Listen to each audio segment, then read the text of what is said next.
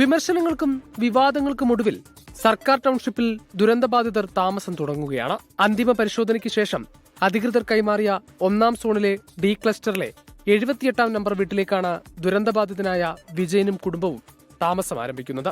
സർക്കാർ ടൗൺഷിപ്പിലെ പട്ടയം കൈമാറിയ ആദ്യഘട്ടത്തിലെ 178 വീടുകളിൽ ഭൂരിഭാഗം വീടുകളും സാങ്കേതികമായി അധികൃതർ കൈമാറിയിരുന്നു. ആദ്യഘട്ടത്തിലെ 178 കുടുംബങ്ങളും ഒരുമിച്ച് താമസം ആരംഭിക്കുമെന്നായിരുന്നു ഫേസ് 1 കൂട്ടായ്മ പറഞ്ഞിരുന്നത്. എന്നാൽ താനൊരു കൂട്ടായ്മയുടെയും ഭാഗമല്ലെന്നും തന്റെ തീരുമാനം എല്ലാവർക്കും പ്രചോദനമാകട്ടെ എന്നും വീട്ടുടമയായ വിജയൻ പറഞ്ഞു. കൂട്ടായ്മകൾ പലതുണ്ട്. അപ്പോൾ കൂട്ടായ്മകൾ പലതും എന്ന് പറഞ്ഞാൽ ഞാൻ ഈ ഒരു കൂട്ടായ്മയിലും ഇല്ല. അതിന് കാരണം പല ഗ്രൂപ്പുകളായിട്ട് തിരിഞ്ഞിട്ട് അങ്ങോട്ടും ഇങ്ങോട്ടും പഴിചാരലും കുറ്റപ്പെടുത്തലും ഒക്കെ ആയിട്ടാണ് പോകുന്നത് ഓരോ ഗ്രൂപ്പുകളും.